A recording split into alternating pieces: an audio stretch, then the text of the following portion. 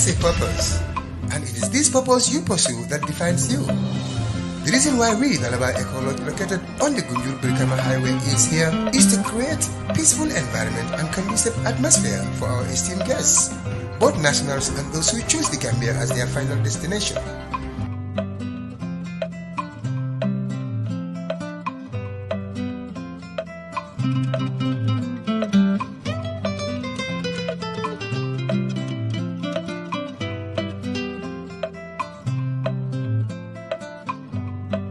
Our accommodations are modern standards, well-spaced and well-ventilated seminar and conference rooms. There is no other excellent venue for your birthdays and wedding programs than Dalaba Eco Lodge. So come and experience our affordable luxuries in sustainable environment. Our rooms are inside our gardens filled with sweet-smelling flowers and cozy feelings of nature.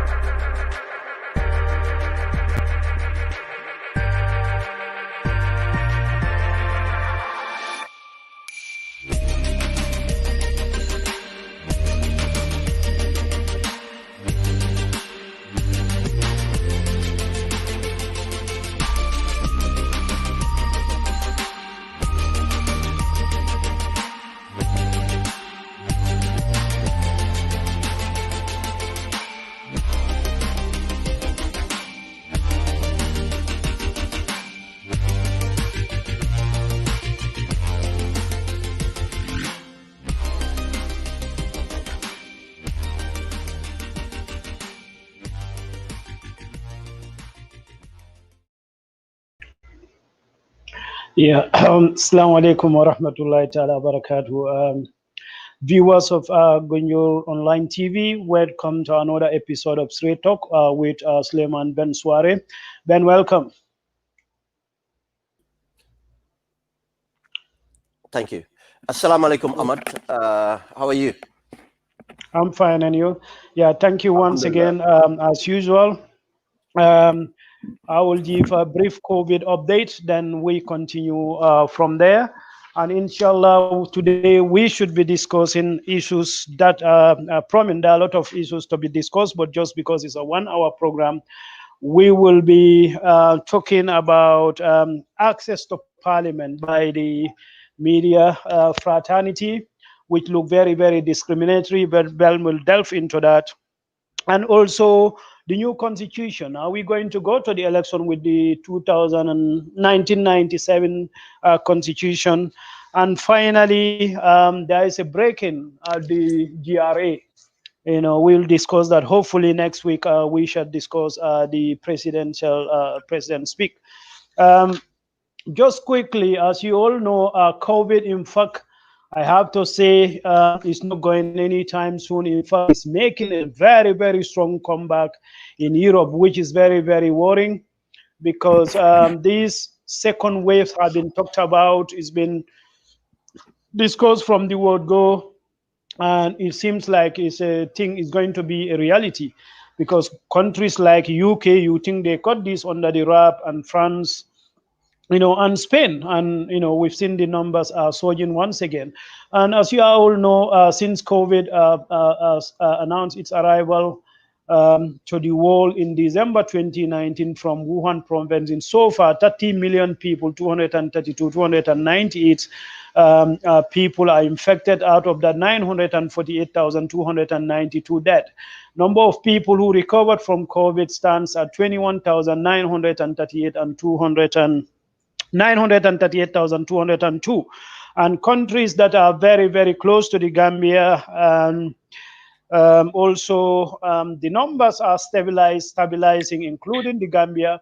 But unfortunately for Gambia, we know so because the number of tests being carried out is just unbelievably small. You know, like yesterday it was only 47. 48 hours ago it was 47, yesterday it was 144. That is not good enough. If we want to get the handle over this virus, they need to do tests extensively so we can discover clusters. And also, once we discover those clusters, we don't have to close the entire nation. They close where the clusters are, and you monitor them so that people didn't move in and out. So far, Ivory Coast recorded 19,132 cases. Past 24 hours, they recorded 32 new cases. Senegal, 14,618 so far. Past 24 hours, they recorded 50 new cases. Senegal, definitely, Ivory Coast and Guinea-Conakry, which recorded 43 new cases. So far, they recorded 10,000. The numbers are definitely going down. They flattened the curve, and they are on the downward slope now. Gambia so far is 3,440. Past 24 hours, they recorded 33. What is worrying about the Gambia, even though these numbers are small, the number of positive, 33 out of 144, but the positivity rate of 25%, that shows that there is lot of community spread of COVID in the Gambia, and that should keep us all awake. I'm not sure why they're not doing enough tests. This might be they trying to convince the tourism, the Europeans, that Gambia is safe for tourism, which is going to be a big blunder if that is what they are engaged in. So far, Guinea-Bissau recorded 2,276. Past 24 hours, they recorded 0 numbers. Sierra Leone so far recorded 2,133. And past 24 hours, they recorded 5. Burkina Faso so far recorded 1,744. Past 24 hours, they recorded 15 new cases. And Liberia, 1,330 cases so far. And past 24 hours, they recorded only 1 numbers. So, Ben, as usual, give a brief introduction to our new viewers, and we continue we can continue from there. Thank you. Thank you very much, Ahmed. Assalamu alaikum, listeners. It's me, Sulayman Suwareh, coming on the Gunjur Online, which is a pleasure and always an opportunity to come and compliment the efforts of my brother, Ahmed Manjang. Yeah, thank you very much, Ben, and also thank to our viewers, especially Lamin DJ Jamme, who are already watching, and Nyancho Malik Mane. Ben, we've seen the Parliament open to deliberate on the new constitution, but this government is very good at diverting people's attention from the main issue. Instead of the new constitution, there is a furor that certain media houses are let in, but others are locked out. And one of those media houses happened to be QTV. Not long ago, the owners of QTV, QCell, we've seen them souring the former dictator with shiny brand new cars and other expensive gifts. But then, when changes happen, we've seen with the TRRC, one of the media houses that were actually identified to cover the TRRC, the less have to take feed from the TRRC, was QTV. What's going on here? And why the discrimination? Thank you, Ahmad. I will address that bit first. I am disappointed with iAfrica. I think I have huge respect for them. I've seen how they evolved, and they should be very careful. They should be very careful not to be seen as part of the government press. Yeah. Apart from that, QTV, it's not a surprise. Ahmad, the problem in the Gambia, it's not Adama Barrow alone. And the problem in the Gambia was not Yaya Jammeh alone. The problem in the Gambia, it's about a cabal. We did not have a government when we had Yaya Jammeh. And we did not have a government when we had Adama Barrow. We had a cabal. And the cabal are these people we normally call or ignore and hold Adama Barrow accountable. And until we hold ourselves accountable and hold these people accountable, Gambia would not see the change that we desire. These people don't care. They don't care about the country. Anything they accumulate is for themselves. They are selfish, and these are the people that, and I think they are not only selfish, and I think people think they are smart. I think, but these are the dumbest people we ever have. They cannot learn from their counterparts. Wherever you have a system like this, democracy will fail. When democracy fails, anarchy would ensue. Because right now, we don't have a resemblance of democracy. We're trying to build a democracy. We come from a dictatorship. If we lose this democracy, it's a matter of going to anarchy. And these people, Mohamed Jah and the likes of Mohamed Jah, will suffer. Gambian people will suffer, but they will suffer. Because we have seen it in history. Been in Sierra Leone, been in Ivory Coast, been in Liberia, been in Congo, been in any country that end up in chaos. People, the average people, and the criminals, and the dissolute, the youths, the angry youths, would go for people that they perceive to be rich, perceive to be responsible for what had happened. And they will go there. And what we have found out is, I'm talking out of experience here, they will not only ransack your place, but they will rape you, they will rape your family, and they will take anything movable, and the things that they cannot take over. If they don't stay in your property, they will put it alight. They will burn it completely. If you go to the richest residents in Liberia, they were all burned down. After doing everything they did, they would burn down. Or people like this, what would they do? They would be the first people to leave the country, to be refugees. What do they want? After they have all the opportunity they have, they want to accumulate their wealth more. They don't think of the future of that country. They don't think of the stability of that country. They are greedy people. And they don't have senses. As people think they are smart, they are not smart businessmen. Business people should make sure democracies thrive in your country. That's where the stability is, and your business keep on fostering. What they did with the Ajame, that's the same thing they continue. And it's the same actors. And it's not unique to QTV. It's the same people who bankrupted NAWEC, same people bankrupted Social Security, same people bankrupted anything that have been bankrupted. And you have the Suku Singates, you have the, what do you call it? That's what I'm trying to point out here. Is not unique to a tribe.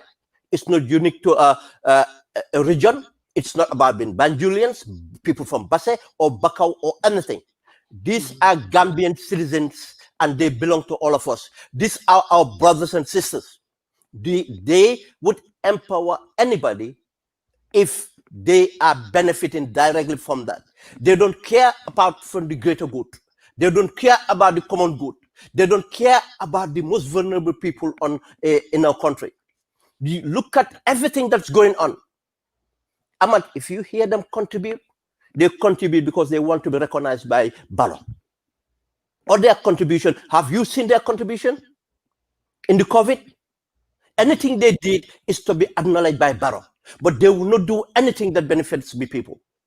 And that's why I am not surprised.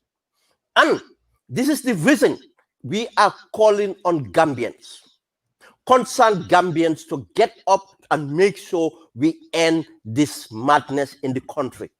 I am not only calling up for Barrow to lose the elections, I am calling up to make sure the next government for the Gambia would be a government that is fit for purpose, a government that is capable, a government that has integrity, the government that is ready to take the difficult decisions to make sure we salvage the country.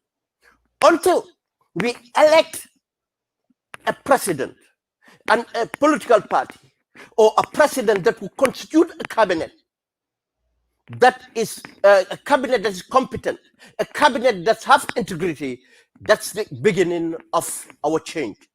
The change will not come Yes, we can say that the change will come from the bottom up. That means the people have to vote and bring out the change. But the change is going to come from the middle. We have influences in the Gambia, and these influences should get to the grassroots. And most of these influences are termed as the people within the middle. And this middle income earners, and some of the upper earners, whatever you call them, I think they have to take interest in the politics. You cannot just say that because you can afford the cost of living, you don't care. And right now, Barrow is making it very easy for us, because of even the middle income earners in the Gambia cannot no more enjoy the life they aspired. They cannot enjoy the life they aspired with all their hard work. They cannot. Ahmad, we can move on to this other section. Yeah, before we move on, Ben, you said for this to stop, we need a government that's fit for purpose. But Yes. then the other alternative are quite about this. I've seen Halifa Sallah get up and challenge the speaker of the National Assembly that this thing needs to be addressed. But I expect other political leaders to come out, Yes. and show their indignation about this anomaly, this injustice against there's the press, which is very, very important if we want to establish a government that is fit for purpose. So if those other options are so quiet about it, how can we get this government that is fit for purpose? Right. So that's why I said, Ahmad, what you have in a country, when the country fails, the establishment have failed. When a country fails, it's not the government in a party in government that have failed. The opposition have failed. Right now, what we have in the Gambia, the opposition have failed the Gambian people. The alternative have failed. But what does that mean to Ahmad is people have failed the opposition themselves. Gambian citizens who call themselves independent, Gambian people who are comfortable in their own cloth, who are comfortable in their own lives and not wanting to take part in politics are actually part of the problem. And until we galvanize these Gambians to come into the political arena, if they want to join the establishment, they will come and join the establishment to make sure they change the establishment. If they want to join any political party, they should make sure they join a political party that aspires and that can inspire and bring about the change. But if we leave it as it is, democracy would fail. Democracy is not about going to elections. Democracy is about making sure the system works. Make sure the system works, and this system is not working. And if the system fails to work, what will happen? It's destabilization. That means the democracy have failed. Complacency would happen. If we remove Adama Barrow, and based on what? Because of we don't like Adama Barrow, we have failed. We should remove Adama Barrow because we have an alternative that is better than Adama Barrow. We should move Adama Barrow and put in a government that can bring about national unity, put a government that can manage the economy, put a government that can inspire and repair the damages that we have in society, law and order, and all the other aspects. This is what we need.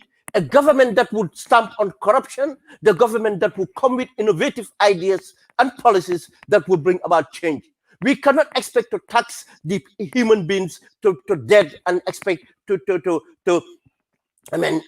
improve. We can't. We cannot expect to continue with this level of corruption and expect the country to progress.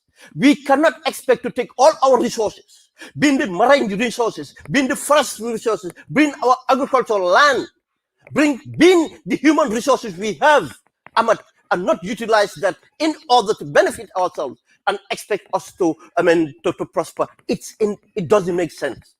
Something we have to give. And we have the opportunity right now to engage the political class, to make sure we change the orientation and bring about change. Gambians are sophisticated enough to do that. We cannot expect to see the amount of sophisticated Gambians in all walks of life, in all critical sectors, not only in the Gambia, but in the international community and in the diaspora. And we have a representation like we have today.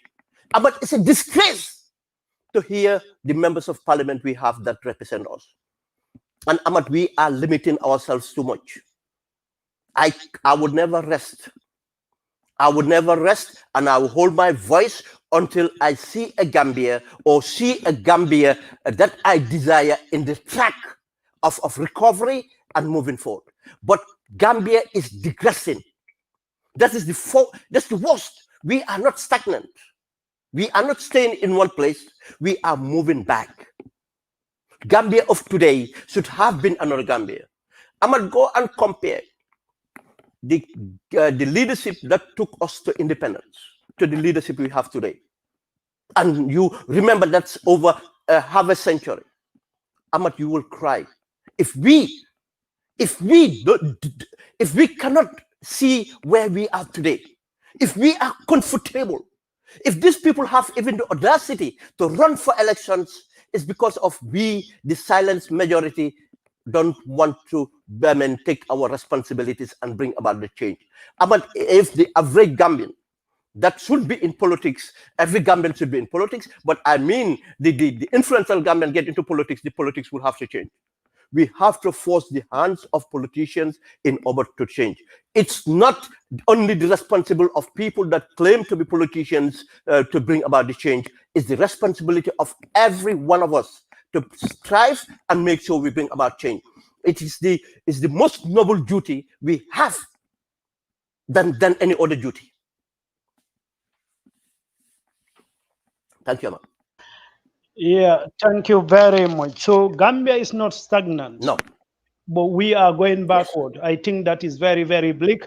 So that's why we all have a responsibility to make sure Gambia progress, it go forward, because the rest of the world are moving forward. Today, I was watching a video clip in England. A dog is being used at the airport to detect, to smell COVID. Could you imagine? We still cannot even convince our citizens to believe that there is COVID. We cannot convince the citizen to put on face mask in public spaces. So the world is taking a quantum leap and we are going back. And we all have a responsibility to rescue our nation for one more time. Ben, the much talk about constitution, new constitution, 116 million, if I am right, it cost to make. Finally made it to the parliament for the first reading. You mentioned one part which attention was deflected from the constitution because of the discrimination against the media houses. But then the real thing, do you think we will go to 2021 election with this new constitution? And if not, you know what? Ahmad, yeah. I want to tell Gambian this. Yeah. The reason Batambedu ran away, Batambedu knew exactly what he have committed. And if any government would be taken seriously next time round, Batambedu should be put in the dock. Batambedu should put it in the dock. Batambedu is the biggest criminal Gambians have ever had after Yaya Jammeh. I know we will talk about Mambu and Jais, we'll talk about Tangaras, we'll talk about other people. Batambedu is the biggest criminal. Been it economic crime, but the biggest crime Batambedu have committed, it's bringing Gambians into a crossroad. Deliberately working with Barrow and his cabal in creating chaos for the Gambians. And now he have run away. But he will never escape. History will never judge him right. Ahmad, I never had, and I said many times, any hope that this constitution will pass. The problem with this constitution is many. The problem with the constitution is many. But it was constructed to be like that. Batambedu deliberately give a threshold for the constitution that will never pass. Where can you expect to have over 75% of Gambians agree on any issue? Have you seen anything? Even if you said Gambia being 90% Muslim, bring anything in Islam and expect Gambians to agree 75% of it. You have different sects of Muslims that will disagree. probably only thing they can agree on is the 5 pillars of Islam. Out of the 5 pillars of Islam, it's open to debate. Now, the other thing is, again, this is what I'm talking about. We have political interests. Political parties are political interests. And it's unfortunate that is how it is in Africa. Political parties would look at the party interests, greater than, looking at the national interest. Looking at the national interest. Now, we went through a process.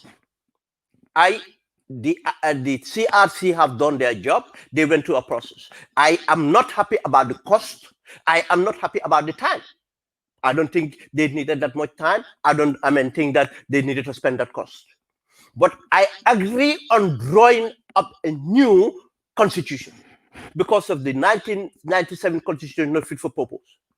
And I'll give my reason for that.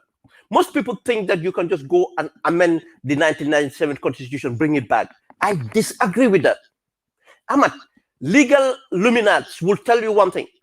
They are not even confident that some of the articles in the constitution, people don't even know what articles actually relevant for the constitution because it has been amended so many times. You cannot have the same constitution with that much of amendment that we cannot even, people who specialize in the constitution cannot even tell you exactly what's in it.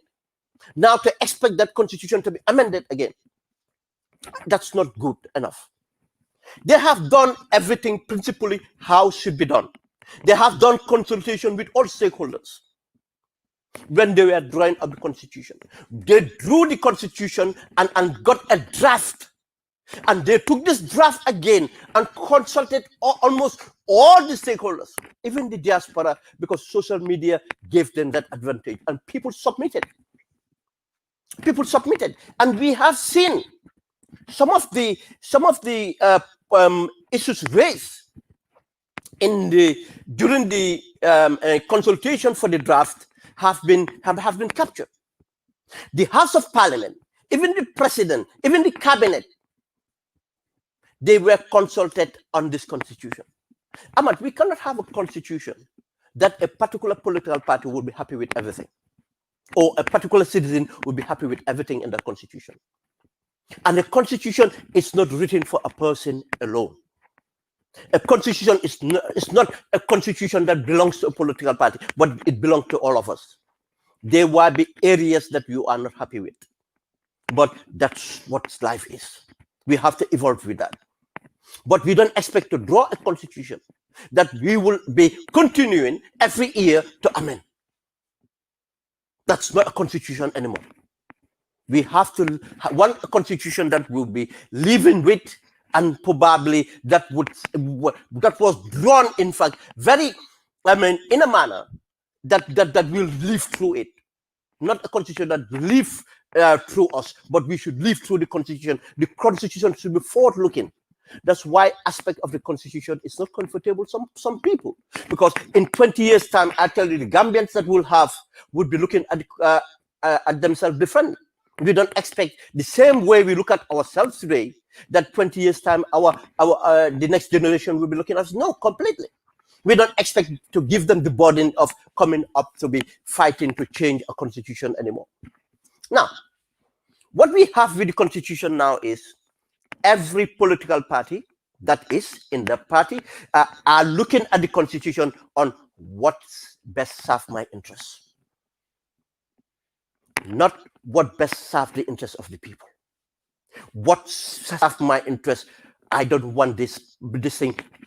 Some of them are playing it very smartly. They don't want to be seen as opposing the draft, but they already put their they're playing a game. They've already put their tricks in it, so that it will never pass, or it will only come onto them when certain amendments are done, and then the constitution become another 1997 constitution. And when it becomes another 1997 constitution, again, Gambian people will be so divided because of the way the political parties are divided on it. That's the way the Gambian out there will be divided on it. I don't see the point, after consulting everyone and taking it to the House of Parliament, for Parliament to decide to look at it again.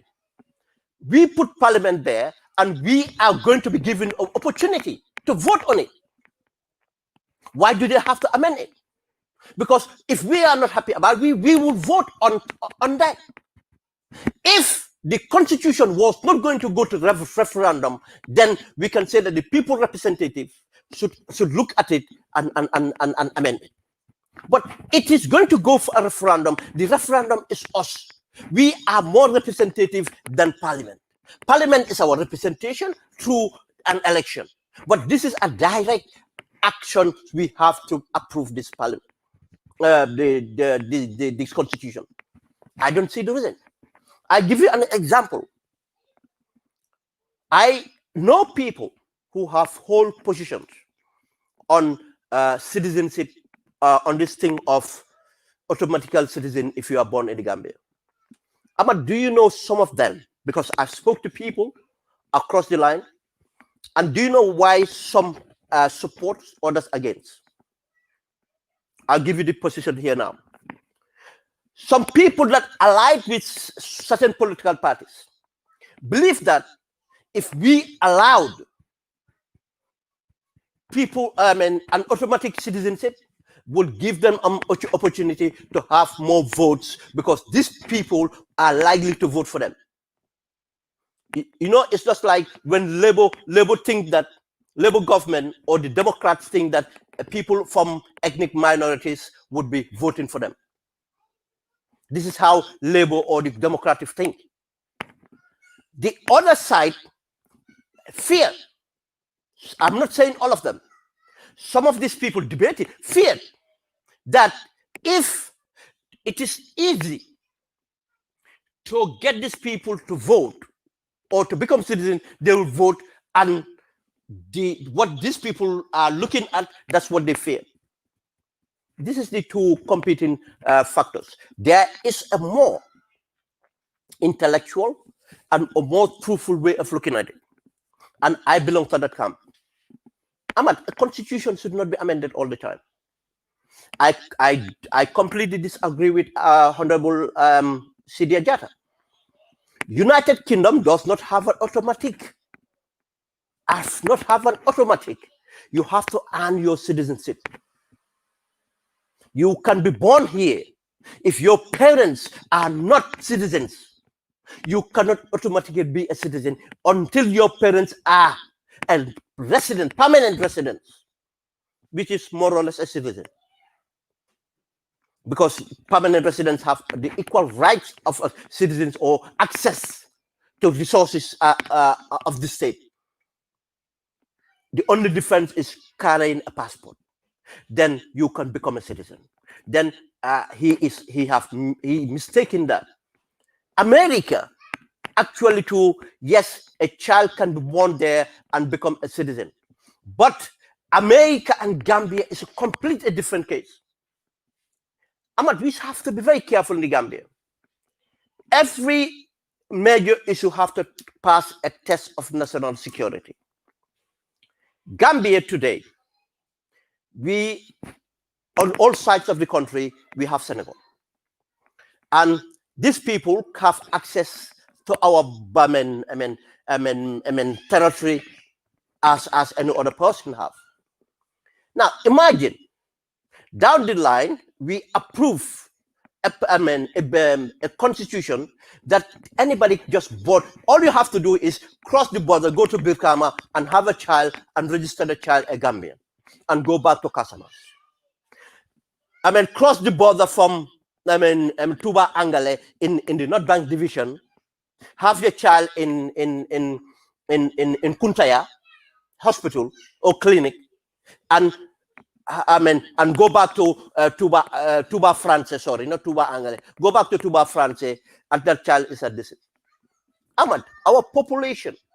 Now, we will sit and find out that these people are citizens who are eligible to vote. And these people decide our elections. Now we have foreigners. Yes, the whole They hold a birth certificate and they might hold a passport or any document. But where does their loyalty lie? Would you answer? Where would their loyalty lie? To Senegal. Now we have a sizable block of people who are naturally citizens of Senegal deciding to vote in the Gambia. And the same constitution is telling you that you and me are not eligible to run for office because of virtually we live in the diaspora. Virtually we carry another this thing. Okay, fine. You see the contradiction. You see what the contradiction would be. That's why I completely disagree. I think the constitution should be left as it is. What determines a citizen should be legislated, should not be guaranteed in a constitution. But if you guaranteed it in a constitution, down the line, you have to amend the constitution again. What you do is you put it on a legislation as it is right now to say that any person born in the Gambia, this is what makes you qualify to be a citizen. Now, if down the line we see a need to change, either adjust it up or down, what we do is to go to Parliament and change the law, just as it is in the United Kingdom. There was a time you were born in the country here, you become a citizen, because we don't have a written constitution. But they realized that it's needed, they put in legislation to determine who becomes a citizen. To the extent of now, even to become a citizen, you have to be skilled up. You have to do an exam. You have to know a bit of the history. All these things is to get the test of to try to determine someone. That's why the constitution will have problems. Imagine a member of parliament standing up to say that he's protecting the interests of Barrow, a person, for the entering clause on the two-term. Another person, it's a disgrace to have this amount, the kind of members of parliament we have. But who is to be blamed? Are you going to blame the political parties? If you don't participate in politics, can you determine who is going to be voted for? You cannot determine. You have to participate in order to change that. If you don't want fools to govern, rule or to govern, then the people that believe that they have the senses should take part. But the constitution were already set to fail. It was already set to fail and now is failing. I think Gambians should be ready and if we not waste their time, I don't waste my time on the constitution. Because of it's a foregone conclusion, we are going to go for a 1997 constitution, first past the post. Because some political party too wants the first past the post. You see, you cannot have it all as you want it. It's called a constitution for a reason. And one thing the draft constitution have right is issues that really have been identified as problematic, have been bringing of problem. The abuse of power of the president. We all see how powerful it was. Jawara could have abused those powers easily. Then we should not just leave it to the goodwill of the president, because presidents come and go. We should have a constitution that would make sure it's not the goodwill of the president. Then those powers needed to be curtailed.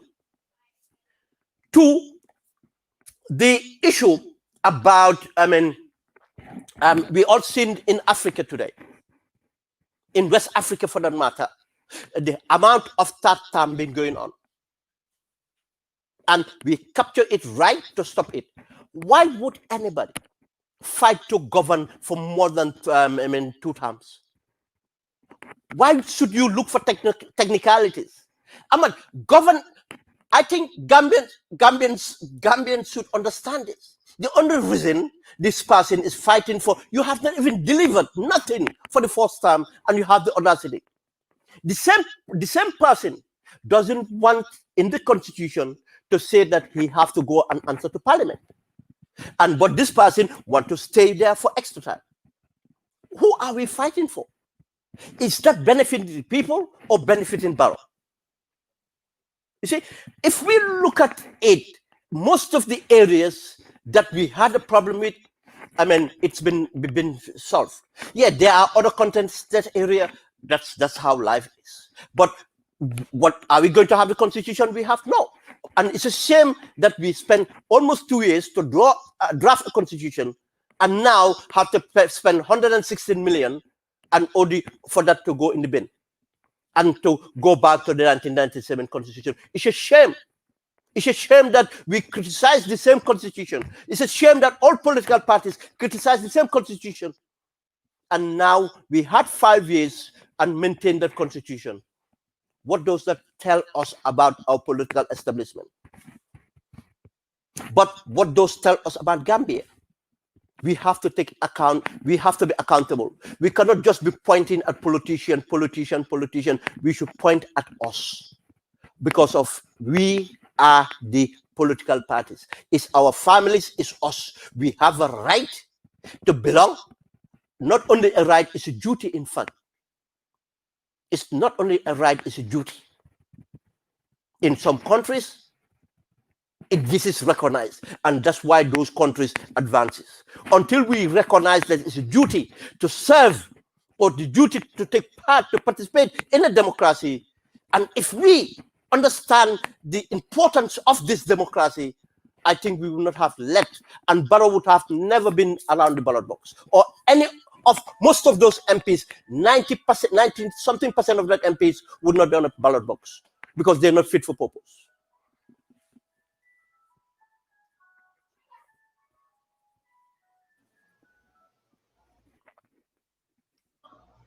Sorry, thank you very much. Yeah, Ben, let me just give you a little break, and I will bring in some of the comments from our viewers. Solving, thank you very much for sharing this. He said he got this from Kerfatu. President Adama Barrow relaxes nightly coffees and market restrictions and public health regulation remain in force. And Malik Mane wins. If they think they know that they can get away with, they know they will get away with it. That is talking about the QTV, the Mohammed Jazz and others. And then finally, Modunjai said, Sidia knows there are no automatic birthrights citizenship in the UK. This is just POPDO's politics of misleading the people.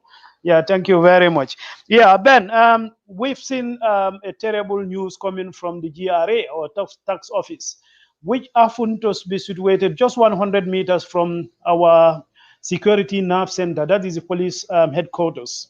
You know, the thief buckle in and they do away with laptops and also the safes. And this, even though it's a little bit different, but it's reminiscent of the fire outbreak we seen broad daylight at the Fisheries Ministry not long ago. Do you think a pattern is developing? What is going on? I think an office as sensitive as the tax office should have real proper security, you know, that is almost impenetrable. What do you think is going on here? Criminality. Ahmad, the level of criminality in this government is, I am not talking about the extrajudicial killing of Yahya Jammeh, but if it is criminal corruption, this government is worse than Yahya Jammeh. And Ahmad, if we come next week, you know, the president have talked about 10 million given to a particular person. It's a lie. The president is not, he said this, and I am waiting for the opposition to see if the opposition would impeach the president for coming to House of Parliament and talked about 10 million. 10 million. I've got the text with me because I know this case and I'm going to get into it. The issue about Marrow Farms giving 10 million, it's not true. But president have come to the House to say that 10 million was given to Marrow Farms.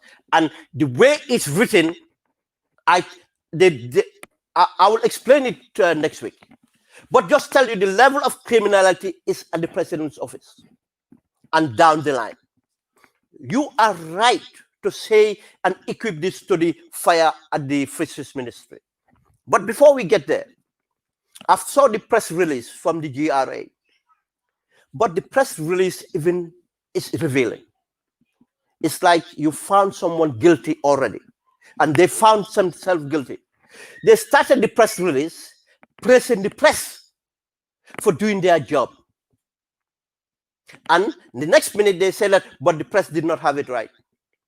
Ahmad, why, when it happened, they owe it to Gambian people to report it. If the press have not reported it, they would not have never reported it. Now, what they're saying is, the only thing they deny is that money was present in the office. You see, they think Gambians are not smart. Money is not only the physical cash that is money. The information is more than the physical cash. I will get to that. They said money was not involved. Now that it's to rest Gambians' mind that then the stealing is just physical, office equipments are stolen. Ahmad, would you go with everything? Remember, you're talking about the police headquarters, but remember, it's a curfew. Remember, we're in a curfew. 1, 2. Just remember the marine unit is next door. Remember, it's in an enclosed environment. It's not just an office sitting aside.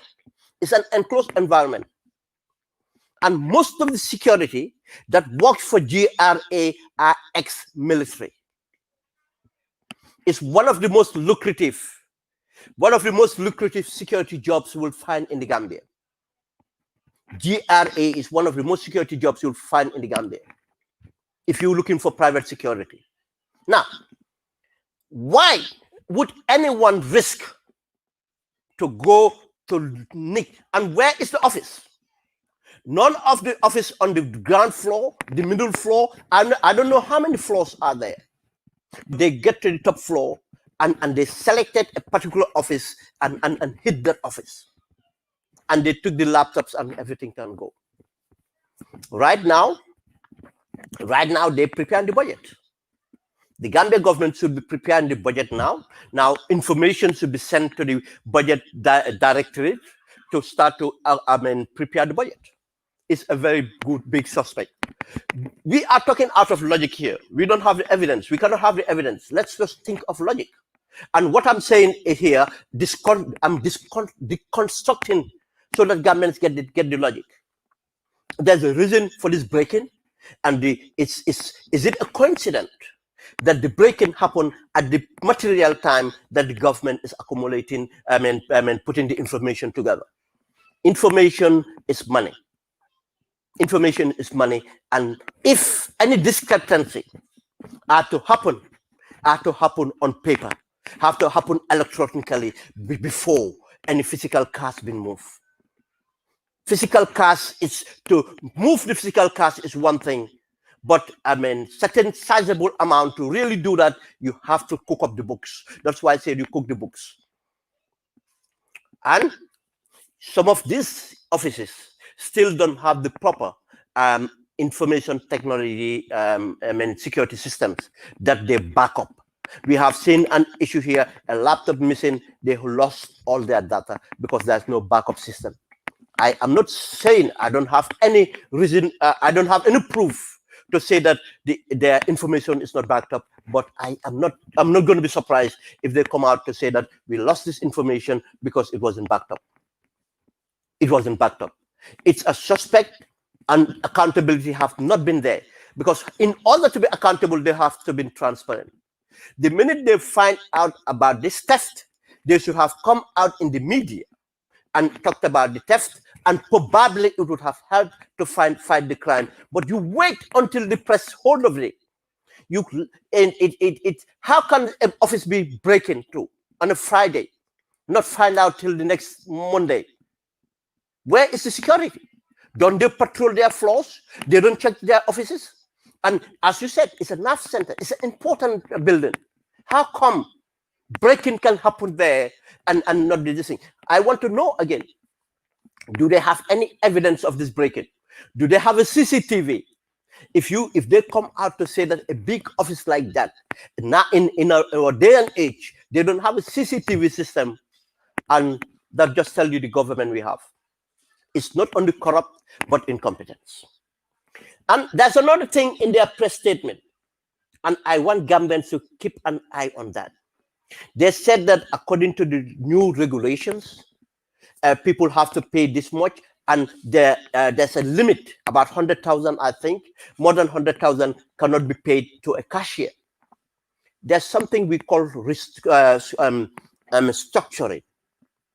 If I want to steal certain amount of money, and I am limited to how much I can do in a transaction, what I do is to structure it. Instead of paying 100,000, I'll pay 20,000 at a time to the cashier. They cannot tell us that they have a robust mechanism. It's not true. Because why did I say that? We have evidence.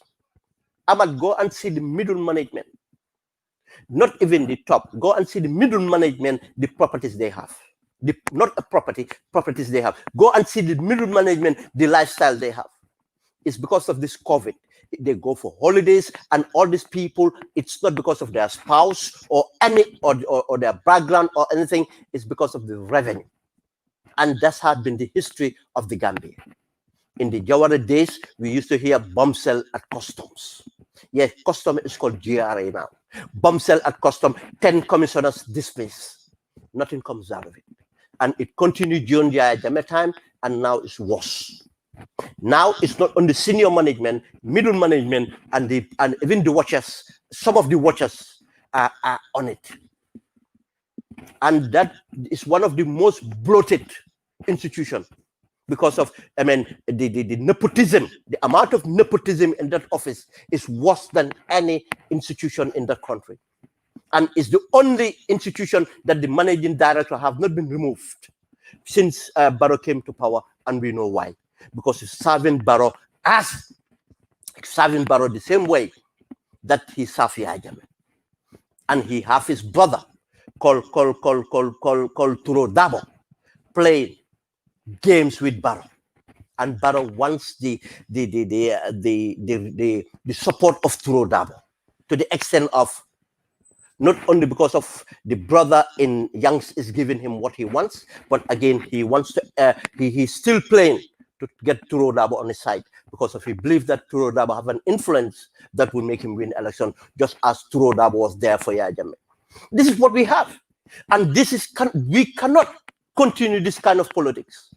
We cannot continue this kind of politics. That's why we're calling up Gambians to get up and be active in the political circle, so that political parties will change within, so that representation will happen and change will ensue.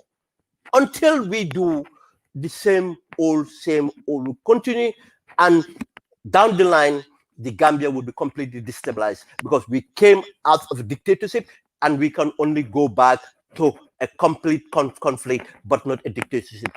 Gambians shall never accept dictatorship again.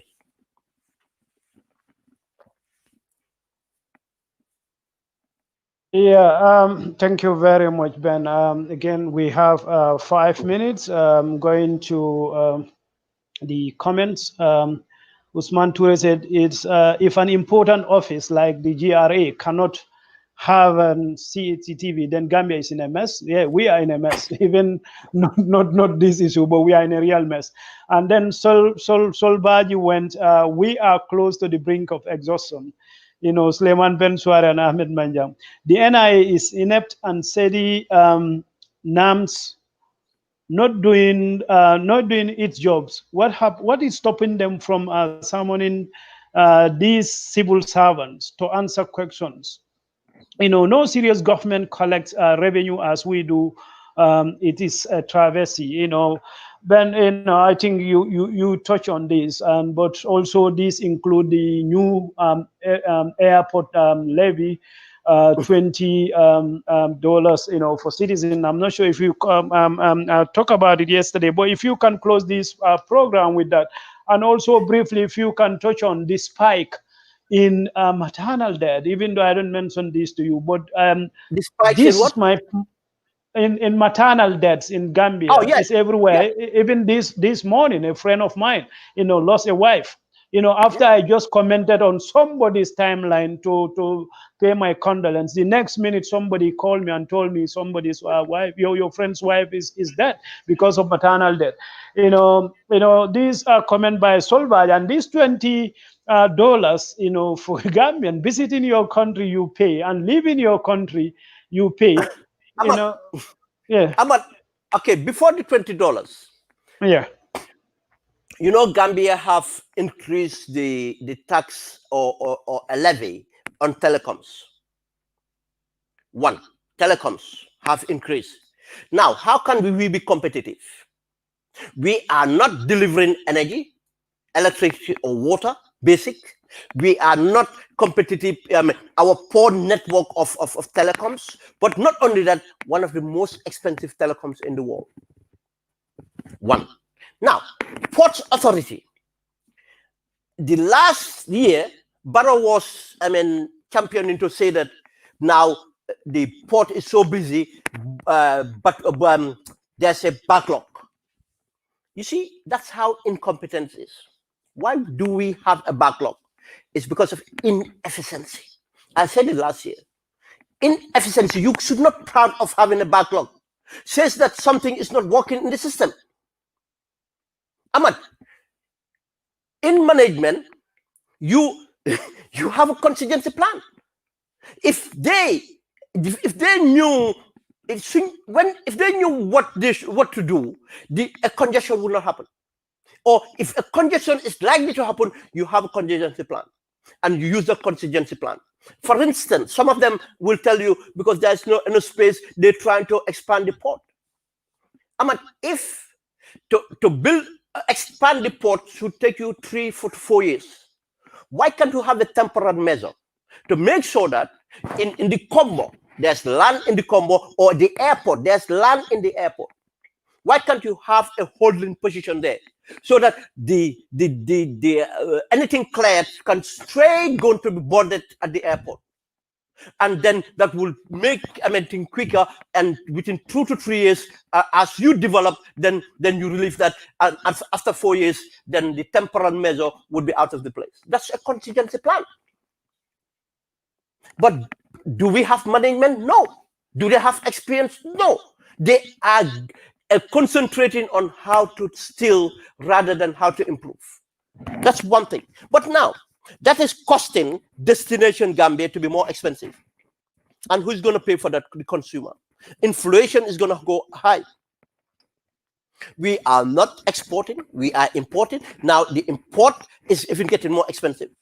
And Gambians cannot afford even the things we produce in the Gambia, which is the fish and other things. We can't afford that. How can we afford something imported with the high tariff and the insurance and other things being put on us because of the cargo is coming to the Gambia and staying for 2 weeks without being processed? Not only the cost. Do you know it makes it more difficult, in fact, to ship to the Gambia? They would say, look, why would I go there and even stay for 2 weeks? I'd rather go to Dakar. And next minute, Senegal is building a port in Foundiougne. Probably they will even go to Foundiougne. Or from Foundiougne, they might go to Ziguinchor. And they embark in Ziguinchor and bring it back to the Gambia. Now, this is how we are losing our sovereignty. And until Gambia take this seriously, we have Barrow having the audacity to talk of serving more than one term, because of we are leaving Barrow to be comfortable. In any country this is happening, that Barrow would not even be on the ticket. And if we were serious, a Barrow would not be on the ticket this time round. We would make him so uncomfortable that he would not on the ticket. But apart from civil society, which is not that effective, nobody holds him accountable. This is where the problem is. You come to another point about the infant mortality, infant and maternal mortality. And I have not had the figures, but someone just said to me that he lied. President Barrow did not tell the truth again and he quoted figures. I said, what do you expect? Do you expect Barrow to be truthful about anything? You see, I don't know why Gambians become disappointed from Barrow or surprised. If you don't know Barrow by now, I mean, you are the one disappointed yourself. It's not Barrow disappointing you. Barrow have been consistent in being corrupt. Barrow have been consistent in being lazy. Barrow have been consistent in being incompetent. Barrow have been a consistent person. He's not a contradicting person at all. Why are we surprised? And I want to touch this point, and I'm very careful here because I'm not a medical person. Some people are saying that the fault have to go to the medical practitioners. Yes, they said that there was a time that our parents used to deliver, or some of our sisters even used to deliver at home without complications. But I think Gambians, when we think about things, we forget to look at the factors present. Gambia have become one of the most unhealthy nations on earth. You think our mothers, our sisters were healthier. That's why I said our country have digressed. We're healthier than today. The expertise that you talk about that was within us, it's no more there even. Now, because of we rely into the formal institutions. Now we don't have the expertise that we have then before. But again, the people, the women are less healthier today than they were yesterday. Now, that thing have to be factored in? Yes, people would be right to say that the quality of doctors, quality of nurses is not as expected. But have we invested to have that quality of doctors and quality of nurses? Do we know what the School of Nursing is like now? Do we know what the School of Midwifery is right now? Do we know what these are things we have to find out? We cannot just turn out and point at people who are putting their efforts. We have to hold the system responsible. The system have failed. Can anybody tell me, for 3 years now since we came to power, into government, have the Minister of Health ever done an appraisal of the ministry and come out with the report of the appraisal and tell us how they're going to fix the problem? No. Do we expect to have improvement? Something you don't measure, you can fix. Because you have to have the indication whether you are improving or not. Literally, we just exist. We are not managing anything. That's why we are in digress. And we don't even realize we're in digress because we don't see what is happening. What is happening to other people, we only see what is happening in us. People in responsibility I'm talking about. Gambians, and again, the social media they talk about. It's the same social media they run to when they want blood. It's the same social media they run to when they want help of any nature. But this same social media, it's not. The same social media they keep on blaming for everything have never been given to credit. The same social media have never been utilized in order to help, to drive the change in that country in essence, to be a vehicle that will transform our country. This is the kind of government we have. It's sad, it's saddening me, and it's frightening. And I have had an audio, elderly woman said, now young women are scared to get pregnant. Because yes, we knew giving birth was like a death sentence. Now it's a Russian roulette. Giving birth in the Gambia is a Russian roulette. And worst of all, why did I say that it's not the individual nurses to be blamed, it's the system to be blamed? Now, Gambia have preference of these local clinics. They call it private clinic. Very expensive. And now I am talking to the middle class again. These are clinics that the middle class hardly can afford. Most people that goes to those things are subsidized by families in the diaspora. We know, because I do. Because they will go there, and the time to pay the bill, they will call you, or they'll text you, or we leave a voice note ne diw mu ngi tëddal lopitaan lii lañ ko charge. When they were going to that lopitaan, they won't tell you. When they register their nurse to become to go for their postnatal class, whatever it is, checkups, they register to these private clinics. When the problems develop to the last minute, they are rushed to the referral hospitals. Now, some people are asking this on social media, and you would have thought that this would have been asked in parliament or on the ground. But it's social media, again, holding government accountable. Who is regulating? Who is regulating this private clinic? Clinics, not clinic, clinics. The amount, it's a scandal. The amount of referral, to last minute referral to this thing, and they die, it's a scandal. What would it take for an inquiry to make sure this institutions are regulated? It's a country that you come and do as you wish, because of it's a country with incompetent leaders. It's a country that you can corrupt the press, starting from the president down. Everything is about giving brown envelopes to officers, but we always blame the police officer in the traffic. We always blame the nurse hustling to find a living. We always blame the cleaner not cleaning properly. We always find blame to the small person. But the blame that should go to the institutional heads, the leaders of that country, we refuse to do.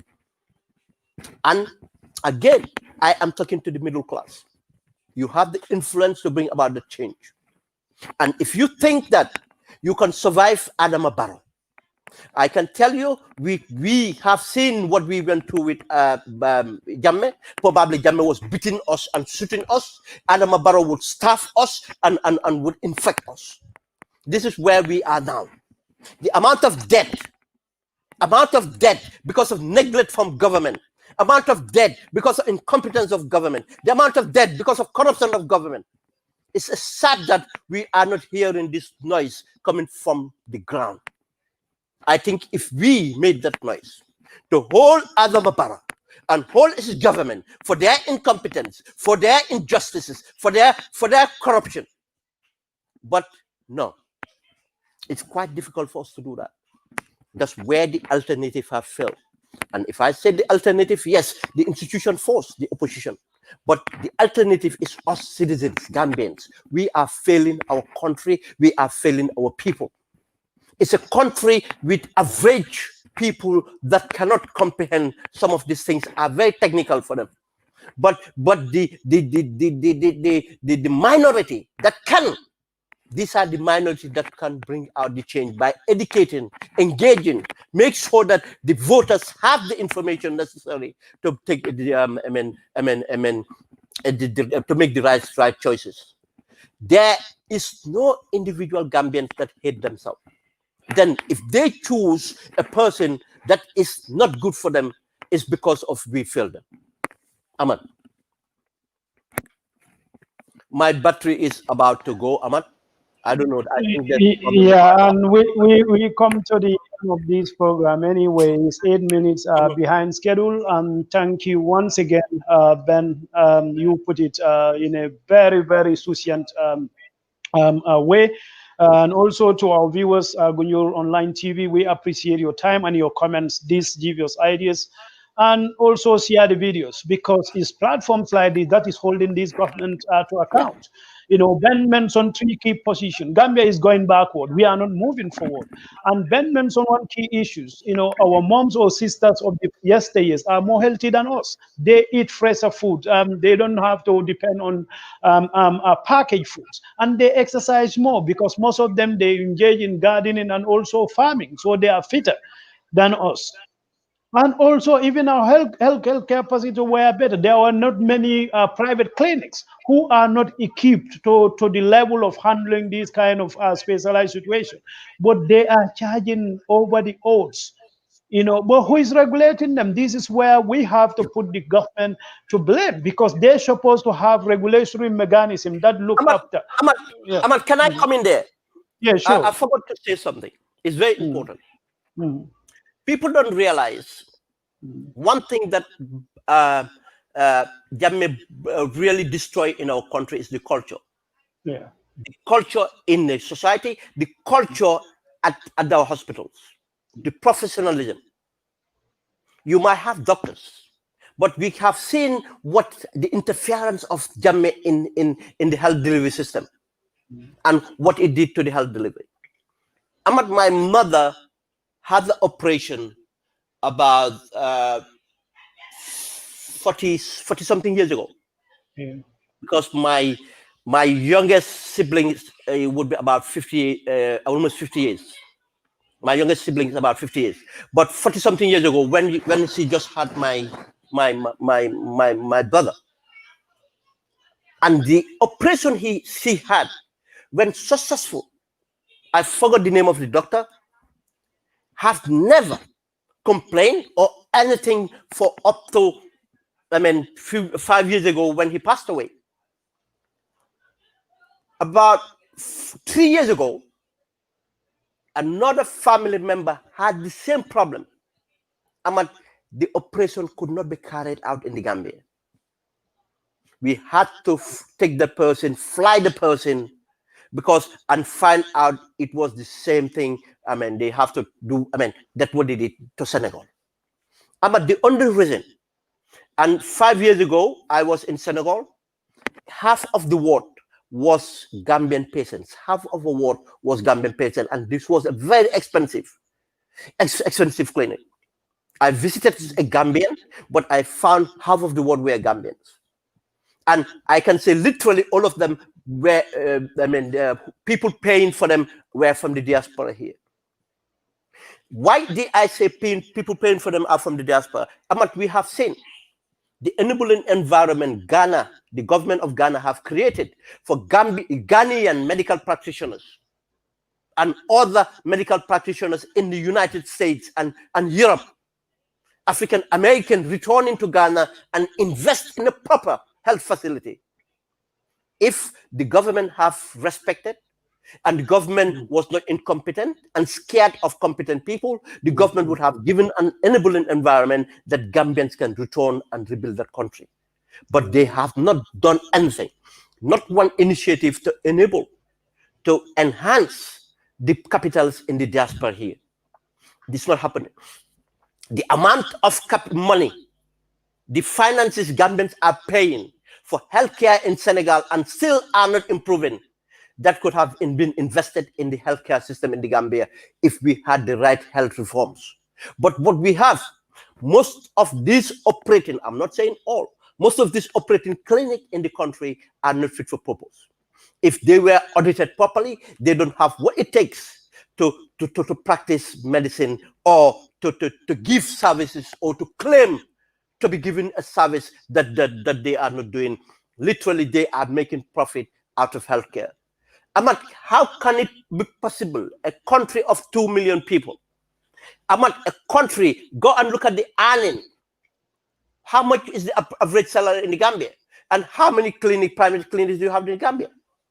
Are we treating aliens? People are not flying from Senegal to come to the Gambia.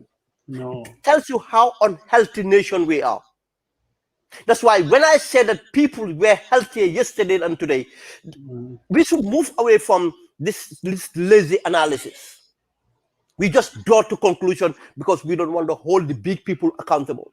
We always want to blame the healthcare workers. And again, the healthcare workers have blown the whistle 2-3 years ago of their condition and the condition of the healthcare system. They went for a strike. The junior doctors did. The nurses and other people did. Have they ever been resolved? No, not absolute. Let them tell us how much. Ababakar Sadiq, you know Ababakar Sadiq in Seattle, have just made a case today. The Janneh Commission proceeds. They gave it to a private individual, my cousin, Alpha Ban, to make a 10% cut, which will work out to 100 million.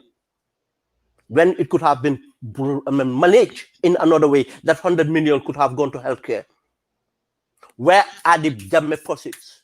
You see, this is where we should hold government accountable, not to try to blame the little person.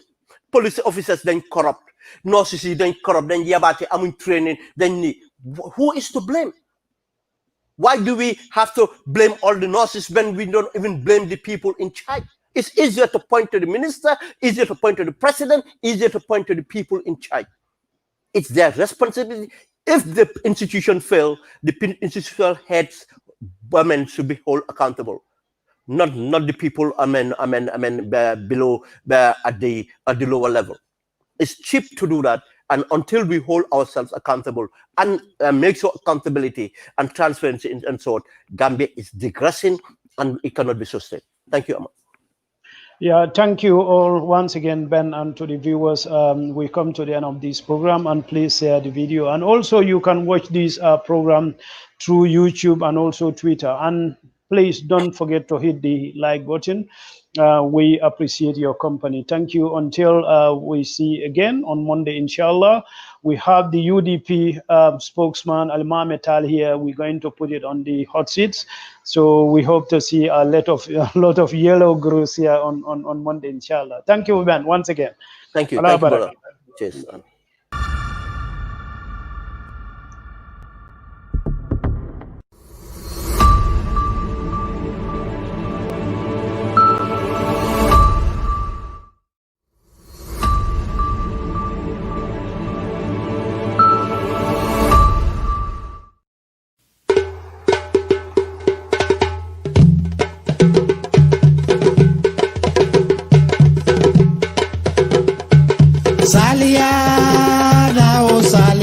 Ekora jalobe kumala nani fao salia jonjo batobe kumala nani fao salia salia nao salia ekora jalobe kumala nani fao salia jonjo batobe kumala nani fao salia salia nao salia ekora jalobe kumala nani fao salia junjum batobe kumala nani fao salia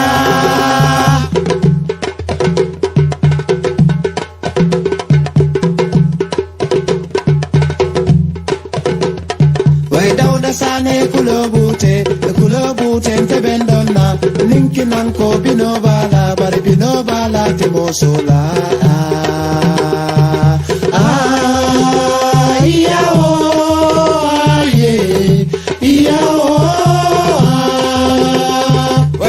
sane kulobute tebendonna ninki nanko binobala bari binobala.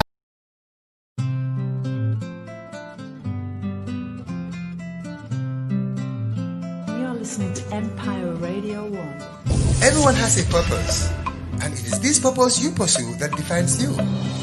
The reason why we, Dalaba Ecolodge, located on the Gunjur Brikama Highway, is here is to create peaceful environment and conducive atmosphere for our esteemed guests, both nationals and those who choose the Gambia as their final destination.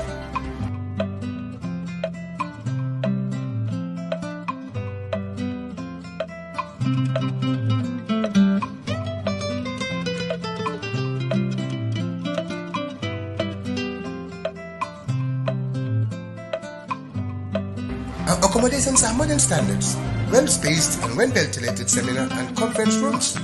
There is no other excellent venue for your birthdays and wedding programs than Dalaba Ecolodge. So come and experience our affordable luxuries in sustainable environment. Our rooms are inside our gardens filled with sweet-smelling flowers and cozy feelings of nature.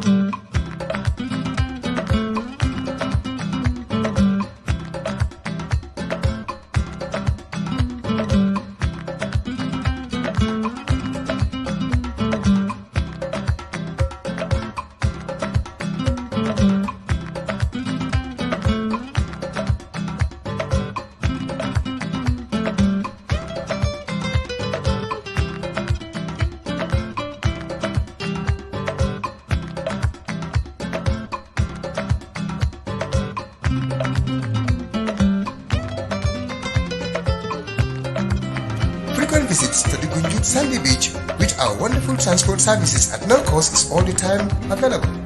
To enchant your stay furthermore, at Dalaba Eco Lodge, be great the following: bird watching, bike rentals for visiting local markets, and many other places of interest, city tours and boat trips, etc.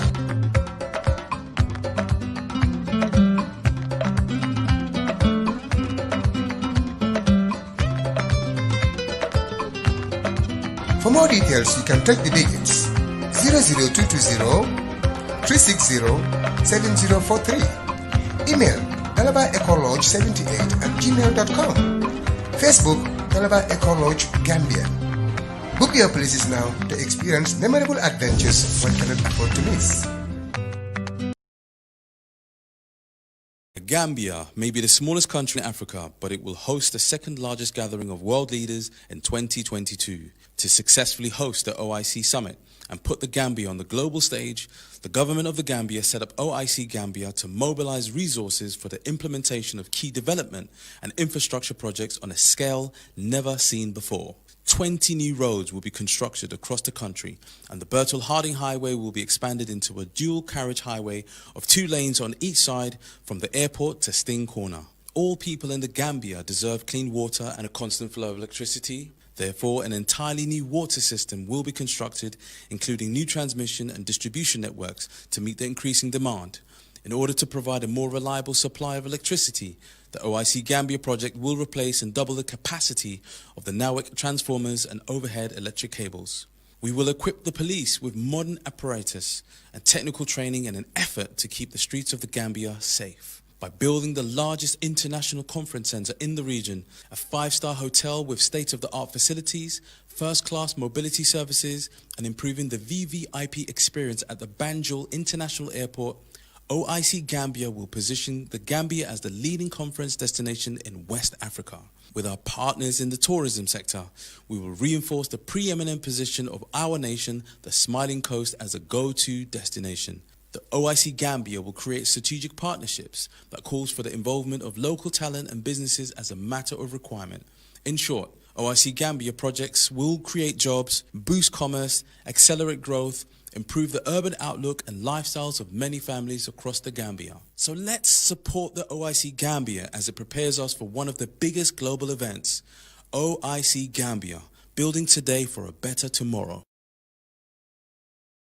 Gambia de asike itolle data banku to mali beti fata fillajang bari wo nyawnya dunya la kafu ba fulanya wala nyaton ko le bembay mina wala jiala 2022 pour bengo ye nyinya ay la ku ngatodi ya sotoje Gambia man sakunda e fero le landi ka OIC Gambia ka fo londi kana fulol kensu nyokan anin ka jorangol nyini pour ka yirwani nyato tata mandi men si fanene manje jandoto Gambia bankoka membita fo sila muwang ibe wala dokula ndu ibe batil hadin sila ba fanundi lale kake sila karaba fulati tarango naran karobela kabo airport Sting Corner momo be sirin Gambia jang amuye nyantolti pour ka jiseni ngosoto anin kurango menti tati lo mumo be kono nyin kamala jibor sila kuta jamala be didala ke janjandi anin ke tala pour ka jamala sulosi pour ka kuran sir ngodi jamala OIC Gambia project be joseri kela anin ka sembe la fa ke nawek la transformers nyolla wala mo ila masingol men yalon ko ibe dulal to taring ani la kuran julolo men be janjandi dulalu to men na police kunda ma ko la jamana la banjorangol to le me yalon ko be nindilale e nyante muna fayle la nyamin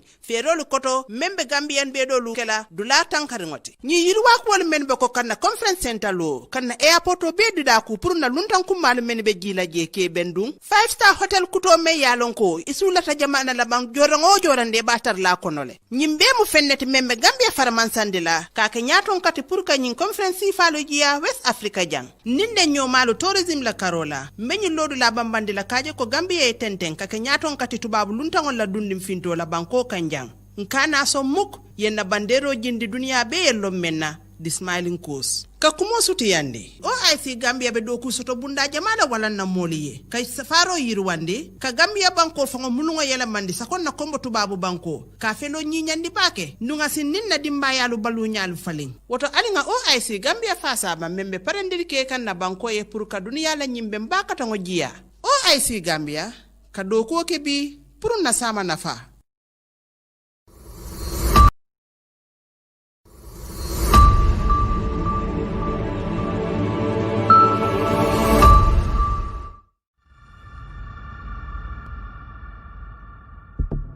My final comments is just a clarion call today. Gambia is at the crossroads, Ahmed. If the Gambia ever needs its citizens, its good citizens, to stand up and fight for the future of that country, it is now. Now is the time. If we miss this train, believe me, like you said, we might as well consider the options.